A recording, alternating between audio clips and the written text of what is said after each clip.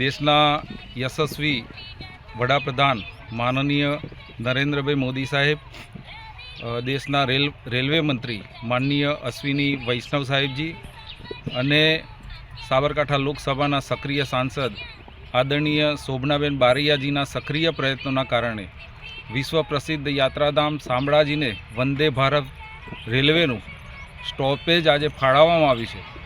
અરવલ્લી અને અમારા શામળાજી માટે ખૂબ આનંદના સમાચાર છે।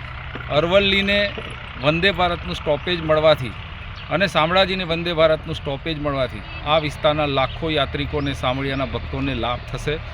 આ વિશ્વ પ્રસિદ્ધ યાત્રાધામ સુધી પહોંચવાનો માર્ગ યાત્રિકો માટે સરળ બનશે।